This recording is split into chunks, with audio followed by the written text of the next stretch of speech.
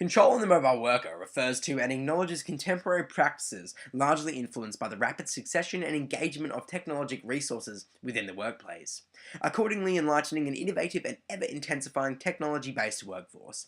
A fresh approach to management in the technologic age has been established. Through the trust in employees who are based at home, a greater measure of control is fundamental to a successful operation.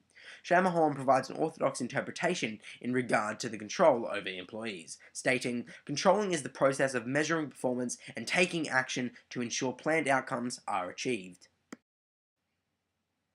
The case respectively outlines management control fundamentals, which directly correlates to practices that organizations employ for their own benefit, and to capitalize on changes in technology and preference of employees. The case refers to the concept of the contemporary workforce revolving around technology.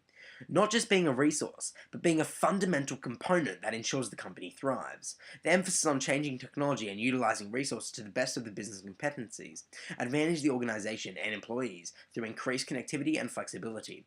Fundamentally, technology has methodically facilitated a workforce in which are eligible to carry out their duties from a stay-at-home basis.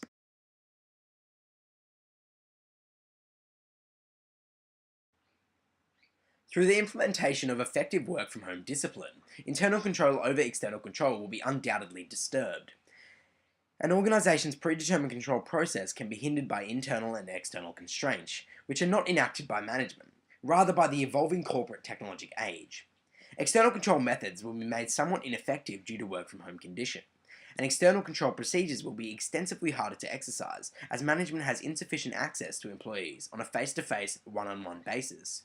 This is the prominent managerial issue revolving around the case study, as traditional forms of supervision are discouraged in place of new forms. Conversely, internal constraints are made evident through the necessity for intrinsic incentive.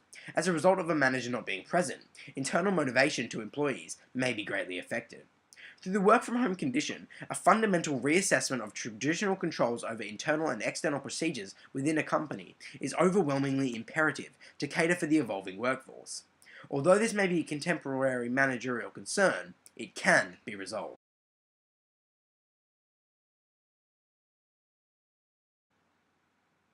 Through the in-depth analysis of external and internal controls, it is made evident that through the evolving technologic age, traditional approaches to management controls require specific alterations to accommodate the changes. Correspondingly, to come to these conclusions, I applied the theory of several contemporary managerial controls to a surfacing concern, which is, of course, the new technologic workforce. Through the theory of integrated planning and controlling management by objective, which is a process of objective setting between a manager and a staff member, I concluded that this may be a form of resolution to the issue based on incentive.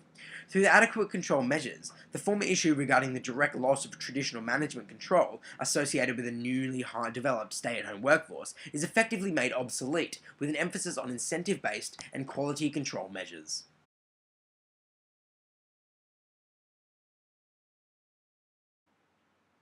To resolve the issues regarding external controls, a company may investigate in applying feed-forward regulators. Feed-forward management refers to giving a pre-feedback to an employee.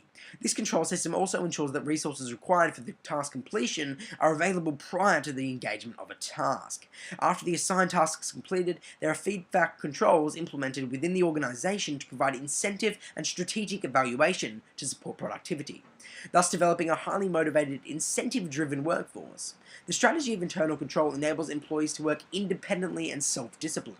Additionally, a pay-for-performance system can be adopted by the company, which pay is provided to an employee for the individual completion of a task.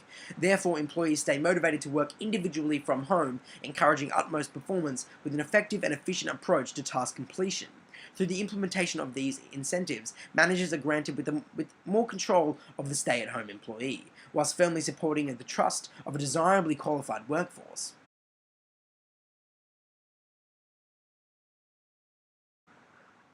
Quality control, or the abbreviated term QC, is categorically defined as a procedure intended to ensure that performed services adhere to a defined set of quality criteria. Quality control is a fundamental aspect of managerial prerogative. This specific control measure authorizes all services to ensure they entirely adhere to the set standards of the company. The quality control process effectively acknowledges which employees are performing to the set standard, and respectively, which employees fail to meet the benchmark of excellence. Quality control is fundamentally imperative, as it plays a role in long-term revenue and profitability of the company.